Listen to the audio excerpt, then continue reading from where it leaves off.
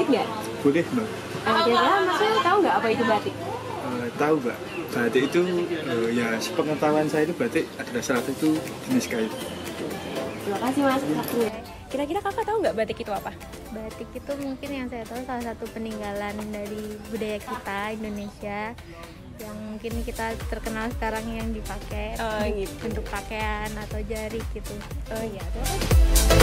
Batik merupakan salah satu warisan budaya Indonesia yang telah mendapat pengakuan UNESCO sejak tahun 2009. Di era globalisasi saat ini, batik masih tetap eksis di kalangan masyarakat Indonesia. Berkembang pesatnya pemasaran digital menjadikan batik semakin populer di kalangan masyarakat, terutama generasi muda. Namun, pemahaman mereka mengenai batik itu sendiri masih kurang, dan tidak sedikit khalayak umum yang tidak mengerti mengenai makna batik sesungguhnya. Berbicara mengenai batik, salah satu kota penghasil kain batik terbesar di Indonesia adalah Kota Solo. Industri batik yang berada di Kota Solo merupakan penggerak dari ekonomi perkotaan. Hal ini dibuktikan dengan adanya beberapa pusat-pusat batik di Kota Solo. Sebagai warisan budaya, tentunya eksistensi batik perlu dijaga serta dikembangkan sebagai ikon kota dan juga ciri khas Kota Solo itu sendiri.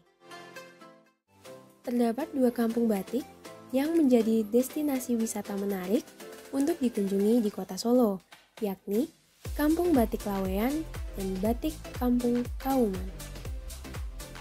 Sejarah Kampung Batik Laweyan bermula sebelum abad ke-15 Masehi pada masa pemerintahan Sultan Hadiwijaya di Keraton Pajang. Saat itu, para pengrajin batik Laweyan mulai membangun industri batik tulis dengan menggunakan pewarna alami.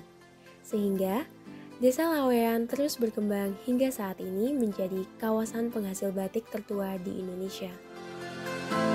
Sedangkan, batik Kampung Kauman pada awalnya merupakan pemukiman kaum abdi dalam Keraton Kasunanan Surakarta yang mempertahankan tradisi dengan cara membatik. Berbicara mengenai sejarah batik Kampung Kauman, tidak lepas dari kisah kaum santri yang pernah berjaya melalui batik. Hingga saat ini, perkembangan industri batik di Kauman semakin maju dari tahun ke tahun. Hal ini ditandai dengan munculnya berbagai inovasi teknik dalam membatik. Berangkat dari salah satu kekhasan Kota Solo, yaitu batik, yang telah menjadi identitas budaya kita, Truntum hadir untuk melestarikan dan juga mengembangkan budaya batik warisan bangsa. Truntum sendiri diambil dari salah satu motif batik asal Kasunanan Surakarta. Nah, istilah truntum ini berasal dari bahasa Jawa yaitu tum-tum. Nah, tum-tum ini mempunyai arti timbul kembali yang berkaitan erat dengan rasa cinta. Pemberian nama tersebut, kami berharap bahwa Truntum Batik Tour and Education dapat senantiasa tumbuh dan juga dapat diterima oleh khalayak umum agar dapat menumbuhkan rasa kecintaan terhadap warisan budaya Indonesia, yaitu batik. Visi kami adalah terwujudnya Truntum Batik Tour and Education sebagai wadah untuk melestarikan dan mengembangkan budaya batik warisan bangsa Indonesia di era globalisasi. Untuk bisa mencapai visi kami, tentunya Truntum Batik Tour and Education memiliki misi. Di antaranya, memberikan edukasi tentang batik bagi generasi muda, menumbuhkan rasa ketertarikan terhadap batik sebagai warisan budaya Indonesia, serta mengembangkan budaya batik melalui perpaduan konsep tradisional dan digital. Truntum Batik Tour and Education memegang teguh prinsip sustainable, collaborative, innovative, professional, and fun.